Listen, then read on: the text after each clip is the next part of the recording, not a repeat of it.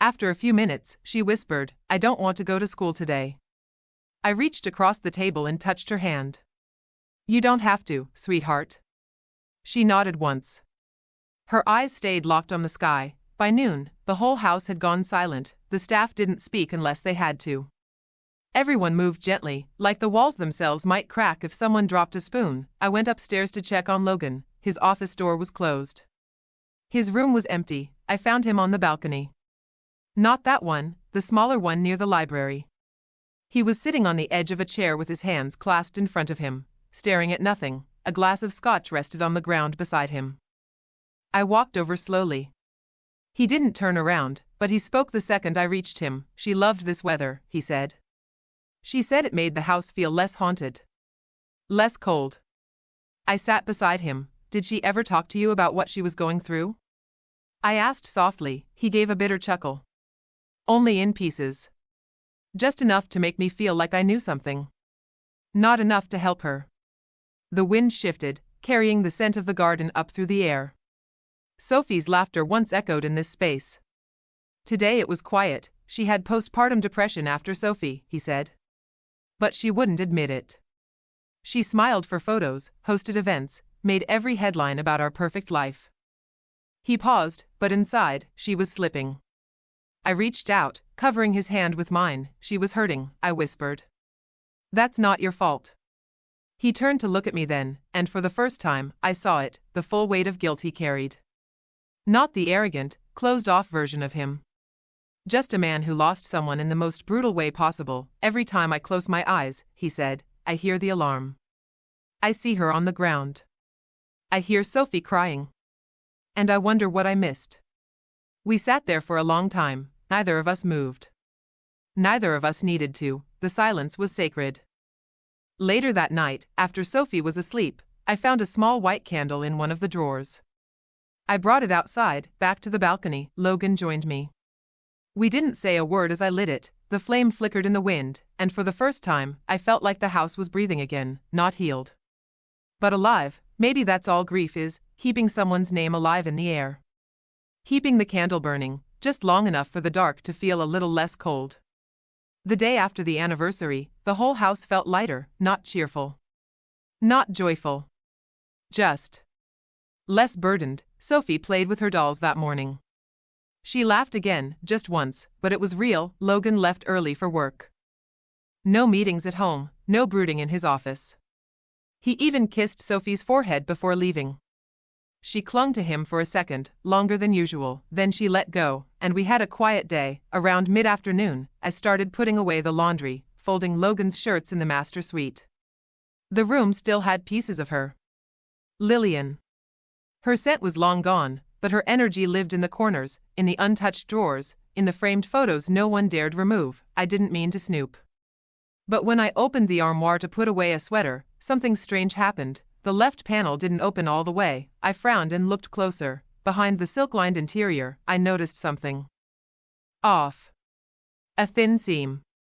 A hairline split in the wood where there shouldn't have been one. I ran my hand along the edge. Click. A small door sprang open, a hidden compartment. My breath caught in my throat. Inside was a narrow space, no wider than a shoebox, and a black leather journal resting on its side.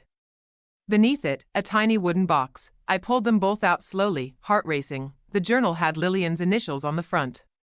Embossed in gold, LRB, Lillian Rose Blake. I sat down on the edge of the bed and flipped to the first page.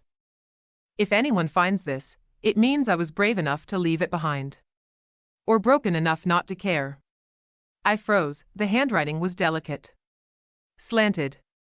Familiar. I'd seen it on birthday cards Sophie kept under her pillow. I flipped ahead carefully. Pages and pages of Lillian's thoughts. Her feelings. Her fear. She wrote about the pressure of being the perfect Blake wife. The loneliness. The expectations. The things she was afraid to tell Logan. The things she didn't even admit to herself. I didn't read far. It didn't feel right, not without asking him first, but then I opened the small wooden box. Inside was a locket, gold. Oval-shaped. And when I opened it, there was a picture on each side. One of Sophie as a baby. One of Logan, young, smiling, holding Lillian's hand. I held it for a long time. Lillian hadn't just disappeared into grief. She had loved deeply. She had tried. And part of her had wanted to be remembered. I put everything back exactly how I found it, but before I closed the hidden panel, I left a small sticky note inside. She loved you. She wanted you to know. I didn't sign my name. I didn't have to. Some things don't need credit. They just need to be seen. That night, Logan came home late. He didn't say much. But after dinner, when he passed me in the hallway, he paused. He didn't ask how I found it. He just said, "Thank you." And kept walking. It started with a phone call. I was in the kitchen, scraping mashed peas off Sophie's bib, when the landline rang. No one ever used the landline, not unless it was urgent. Blake residence. I answered. There was a pause. Then a voice, smooth and clipped, said, "Please inform Mr. Blake that Mr. Holloway will arrive at 5 sharp." Before I could ask who that was, the line went dead. Mr. Holloway, the name didn't ring a bell, but Logan's reaction sure did. When I told him later that afternoon, his whole posture changed. His jaw clenched. His voice dropped. "Tell Maria to take Sophie upstairs when he arrives," he said. "And stay close, but don't come in unless I call for you." I'd never seen him so tense. 5 o'clock came like thunder. The front door swung open exactly on the hour. He was tall. Impeccably dressed. A 3-piece gray suit, a charcoal tie, and eyes like glass, cold, sharp, and unreadable. He smiled at me, but it didn't reach his eyes. "You must be the help," he said smoothly. "Is Logan receiving guests today?" I straightened my shoulders. "He's expecting you. This way." I led him to Logan's office and shut the door behind them. What followed was silence, then murmuring, then raised voices. I stood outside with my hand on the doorknob, straining to hear. But the walls in that part of the house were thick. 15 minutes passed before I heard something slam. Maybe a fist. Maybe the desk. Then the door creaked open, and Mr. Holloway stepped out. He adjusted his cufflinks and smiled again, this time with something nastier behind it. "I do hope you enjoy your time here," he said as he passed me. "While it lasts." And just like that, he was gone. Logan didn't come out of the office until dinner. When he finally joined us, his face was blank. His hands were steady. But something in his energy had shifted. He barely touched his food.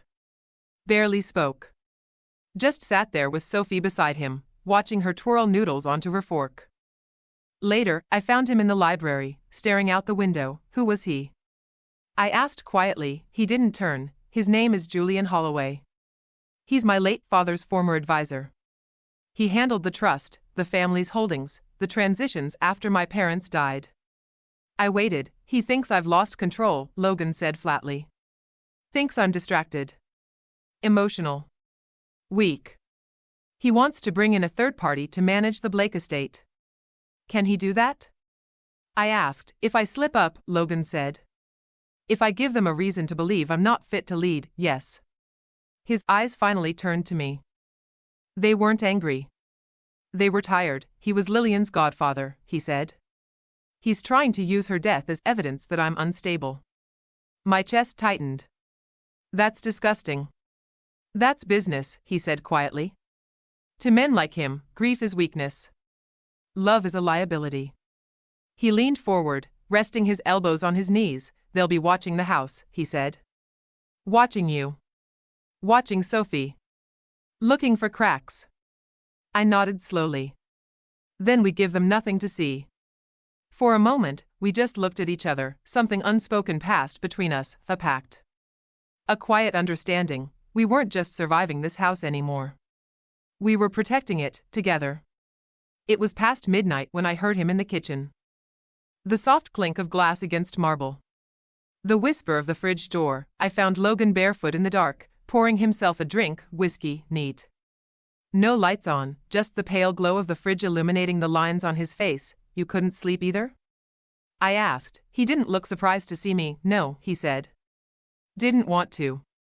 I stepped in, wrapping my sweater tighter. "Still thinking about Holloway?" He gave a small nod, then he gestured to the stool across from him. "Sit down. There's something I should have told you sooner." I hesitated, then slid into the chair. He took a sip, then started talking. "The Blake Trust was set up by my grandfather. A safety net. A fortress. And a leash, all in one. It holds almost everything: the house, the company shares, the investment portfolio.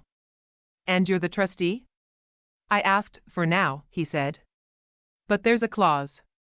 His voice lowered. If the board deems me emotionally unfit or compromised by personal circumstances, they can vote to appoint a secondary guardian. I blinked. Like Holloway? He nodded. Or worse. A firm. A cold, bloodless machine that wouldn't hesitate to sell everything off and restructure the company for profit. And Sophie? She's the beneficiary of everything. But until she turns 25, she's under the protection of the trust. That means they can challenge my decisions about her too. I felt sick. They could take her? If they wanted to. If they found cause. If they said I wasn't raising her in a stable environment. My hands gripped the counter. Because I live here? Because I hired you, he said softly. Because I'm showing signs of being attached. Distracted. I looked at him, heart thudding. So what do we do? We keep things clean. Professional. No risks. No loose threads. There was a beat of silence, then he said it, and at the end of the fiscal year, I have to present the board with a full report.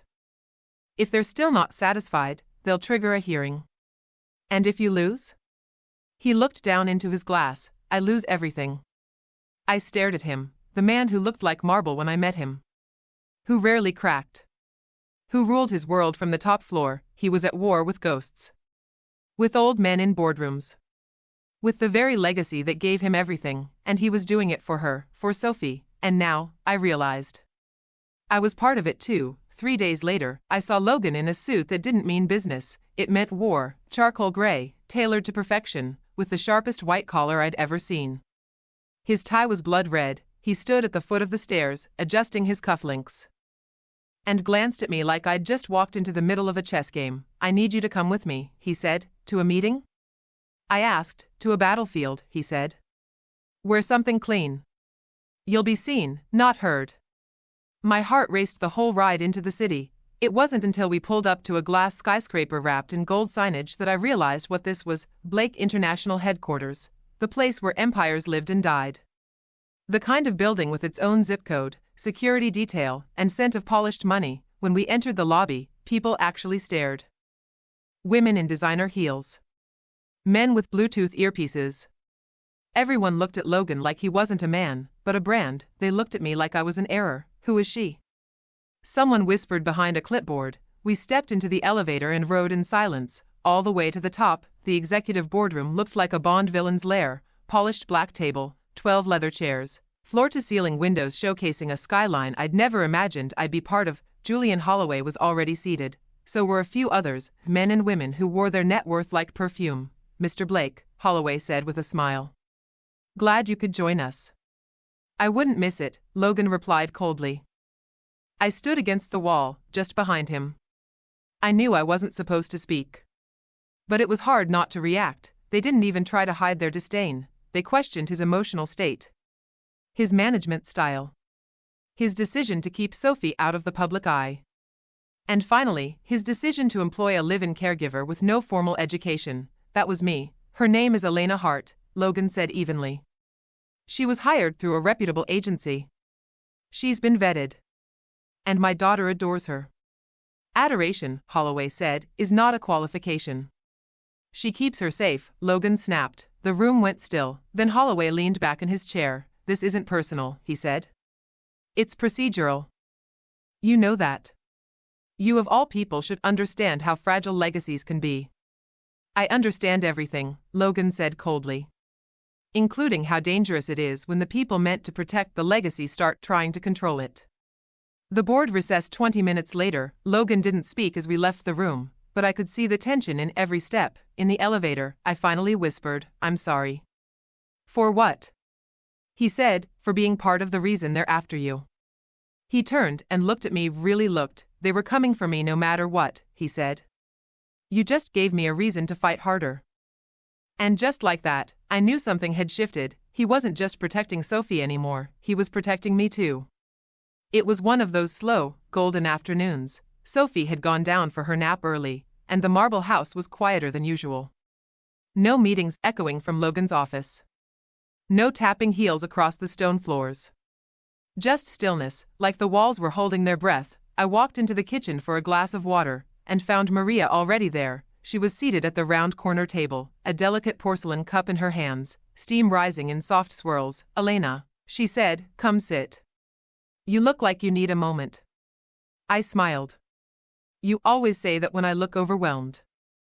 "Which is often," she said gently, patting the seat next to her. I slid in, exhaling for what felt like the first time all day. Maria poured me a cup of her cinnamon chamomile blend.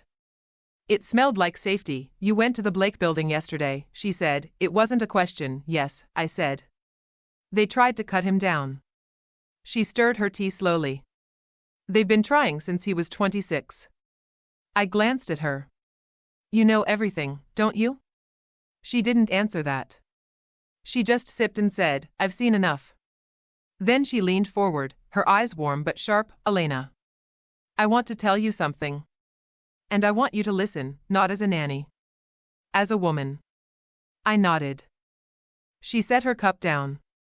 Her voice softened. "Men like Logan don't ask for help easily. They're raised to fight, not feel.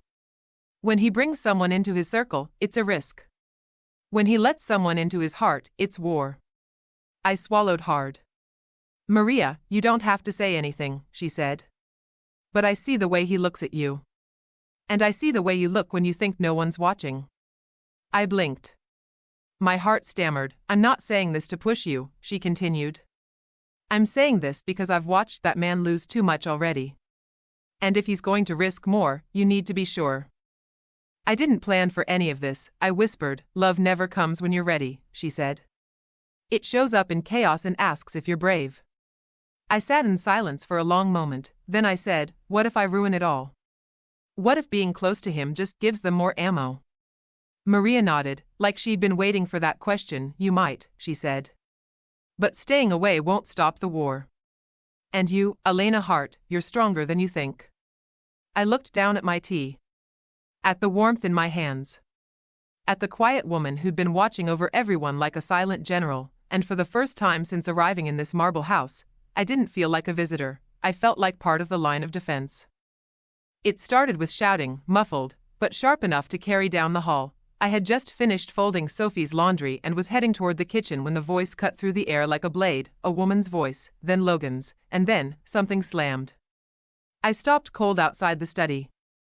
The door was shut, but the words seeped through the thick oak like smoke through a crack. "You had no right," Logan growled. "Oh, please," the woman snapped.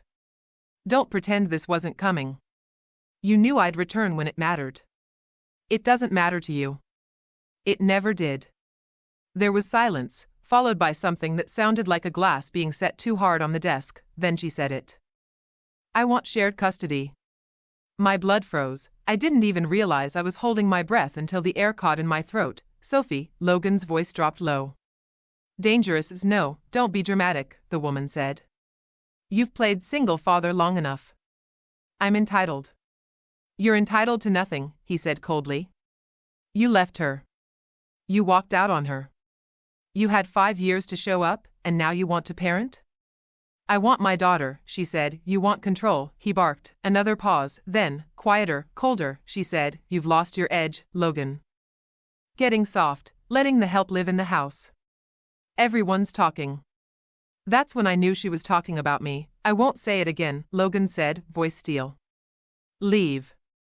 Before I make it legal." The door flung open so fast I almost stumbled back. She walked out, heels clicking, dark sunglasses already on her face. Hair perfect. Outfit screaming wealth. But her eyes were empty. We locked gazes for a split second, then she smirked. "Cute," she murmured, brushing past me like I was a speck on her runway. I stood there, rattled, then slowly stepped into the study. Logan stood behind his desk, fists clenched, jaw tight. One of the whiskey tumblers was cracked on the floor. "I shouldn't have let her in," he muttered. I didn't speak, not yet. "I thought she just wanted to talk," he said. "She always knew where to find me. But now she wants Sophie. Not out of love. Out of spite." I crossed the room, my voice quiet. "What do we do?" His eyes lifted to mine, not as a boss. Not as Sophie's father. But as a man fighting like hell not to lose everything. I don't know yet, he said. But I know this, she's not taking Sophie. Not while I'm breathing. There was no hesitation in me. I walked closer and said, then you're not fighting alone. Something shifted in his expression. A wall lowered, just enough. He reached for my hand, held it, and I realized that for the first time. He wasn't trying to protect me, he was letting me stand beside him. The next morning didn't come with sunlight, it came with paperwork. Logan was already seated at the long dining room table when I walked in. His sleeves were rolled up. His tie was forgotten on the chair. The table was littered with legal folders, coffee mugs, and court printouts. He looked up at me like he hadn't slept. I was pretty sure he hadn't. I thought you said it wasn't going to court, I said softly. He rubbed his eyes. She's filing a petition. Emergency custody hearing. I have to be ready. I walked toward the table, carefully scanning the documents. Do you need me to do anything? He hesitated. I want you there. I blinked. At the hearing? No. I mean, yes. Eventually. But right now, I want you here. In this. Fully. I looked down at the file in front of me. Sophie's birth certificate. Her medical history. Custody documents. The stack was thicker than I expected. She's really doing this, I whispered. He nodded. She's coming for blood. I sat beside him. What do we need? He turned a page toward me. A character witness for Sophie's environment. A full household report. Statements from the school, the pediatrician, and anyone who's seen Sophie's day-to-day care. That's me, I said quietly. He nodded. Yes. It's you. For the next few hours, we worked like a team. Every detail about Sophie's life, what she ate, what made her laugh, the songs she liked to fall asleep to, I recorded all of it, and for every word I wrote, I realized something deeper. This wasn't just about defending Logan. This was about defending the little girl who ran to me when she scraped her knee. The one who climbed into my bed during thunderstorms. The one who said I love you with jam on her cheeks and hair sticking up in all directions. Sophie wasn't just the reason I stayed, she was the reason I fought. Around noon, Maria came in with lunch, her eyes glancing between the two of us. She's moving fast, Maria said. She wants to rattle me, Logan replied. She doesn't know Elena, Maria said firmly. You've got an anchor now. I felt my chest tighten at her words. Logan looked at me. Really looked, and then he said it. I don't just need a nanny anymore. I need you. His voice didn't waver. His eyes didn't shift. I nodded, slowly. Then I'm here. Because love, real love, isn't just in the sweet moments. It's in the ones where you roll up your sleeves, stare down the storm, and hold the line together, and I was ready. The folder fell open in my hands, and there she was. Catherine Doyle. Age, 37. Profession, corporate publicist, high profile, Logan's ex, Sophie's mother, and the woman I once interviewed under. My hands trembled. I stared at the photo stapled to the top left corner of her court petition. Her face hadn't changed much, still cold, still perfect. Like the world was a glass room she never had to clean. But I'd met her before. Years ago, and she hadn't remembered me, but I remembered her. I was 23. Fresh out of college. I had applied for an internship at a boutique PR firm in Manhattan, one of those cold, glamorous buildings where you had to fake a smile just to ride the elevator. Catherine had been the senior director, and during the interview, she asked me what I'd be willing to sacrifice to make it. I remember my exact words, not myself. She didn't even let me finish the interview, just smiled and said, that won't work here. Now here we were, 12 years later, and I was the woman raising her daughter. I placed the file back on the table, trying to control my breathing. Logan noticed immediately. What is it? He asked. I sat down slowly, still stunned. I know her. He frowned. You mean? You've met Catherine before? I interviewed with her. Years ago. I didn't get the job. I paused. She didn't like me. A silence passed between us, then Logan leaned back, exhaling hard. She's not going to play fair. That much I know. She didn't play fair back then either, I said. She's not just smart, Logan. She's cruel. His jaw tightened. She won't get Sophie. I nodded, but something in my gut told me this wasn't going to be a clean fight. She didn't want just custody, she wanted the whole world to see her win, and I was the weak spot she'd go for. Later that evening, after Sophie went to sleep, I stood alone in the hallway, staring at the mirror outside her room. I barely recognized the woman looking back at me, not the nanny, not the help, but someone standing between a little girl and a storm. Someone bracing for war, and for the first time in years, I felt my younger self resurface, that 23-year-old girl who walked out of a Manhattan office building humiliated, thinking she had no place in that world. Now I was standing in the middle of it, and this time, I wasn't backing down. The summons came in a heavy envelope. Cream-colored, embossed. The kind of envelope that screamed wealth, privilege, and threat. Maria handed it to Logan over breakfast, her lips tight. She didn't say a word, but we all knew what it meant. He sliced it open with a butter knife. His eyes scanned the documents, lips pressed into a firm line. Then he pushed it across the table toward me.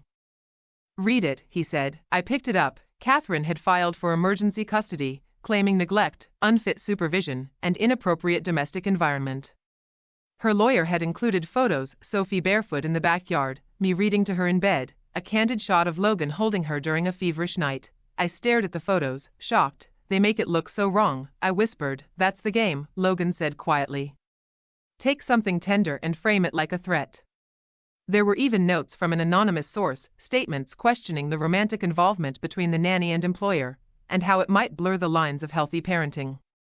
I felt sick. "She's trying to discredit me," I said, swallowing hard. "No," he said, meeting my eyes.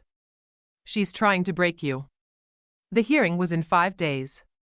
And by then, Catherine would have the court's eyes, her version of the story, carefully prepared and perfectly dressed in legal language, and all I had was the truth. Maria sat beside me at the table, gripping my hand. "The court doesn't know your heart.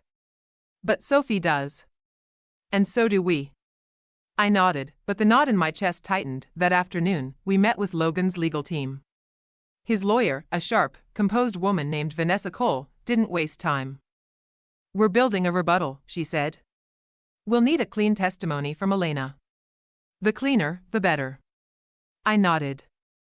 "I'm ready." "Good," she said, clicking her pen.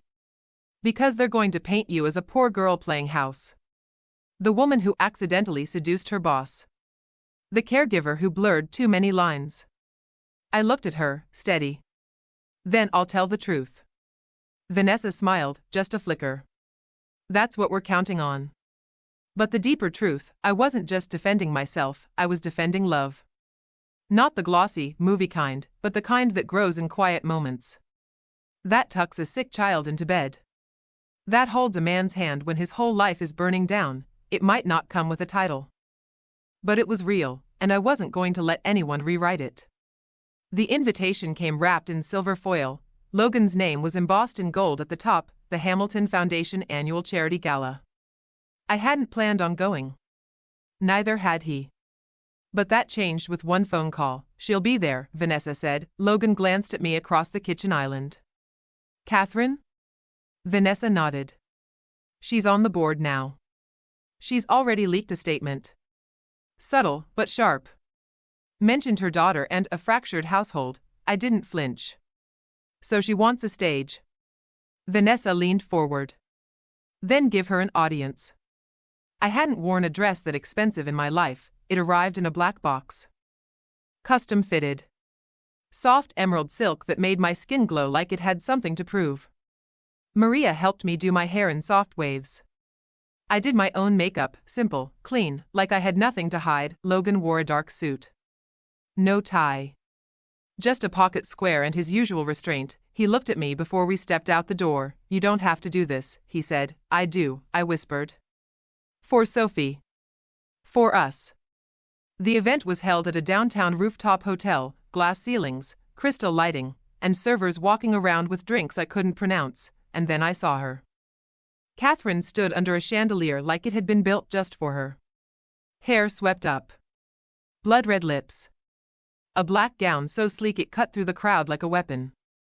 She turned, and our eyes met. She smiled like we were old friends. "Elena," she said smoothly, stepping forward. "You look elevated." I held her gaze. "Catherine. So do you." Sharp as ever. She looked me over slowly, like she was scanning for weakness. "I didn't think Logan would bring a +1 tonight." "I'm not his +1, I said, calmly. "I'm part of the family." Something flickered in her eyes. Logan stepped up beside me, resting a casual hand on the small of my back. "Catherine," he said flatly. "Let's keep tonight civil." "Oh, I plan to," she purred. "Just like I plan to keep Sophie safe." There it was, the challenge. I could feel the eyes around us, people pretending not to watch but listening anyway. The gossip already beginning to write itself, but I didn't blink. "She is safe," I said. "Because she's loved. That's something she can feel, even if you can't fake it." Catherine's lips parted, but Logan stepped in before she could speak. "We'll see you in court," he said. She tilted her head, her voice like honey over ice. "Yes. We will." And then she turned, walking away like a queen leaving a burning throne. My heart pounded, not from fear, but from something stronger, resolve. I looked up at Logan. He gave me the smallest nod, his hand still firm at my back. We'd entered the lion's den. And we'd walked out standing. Sophie had been quiet all morning. She sat at the breakfast table with her little unicorn fork, pushing blueberries around her plate. No humming. No questions. No usual chaos. Just silence. I knelt beside her. "Sophie," I whispered. "Want me to make you something else?" She shook her head. Slowly. Almost like she was underwater. That's when I saw it, her eyes. They were red. Puffy. I reached up and brushed a tear from her cheek.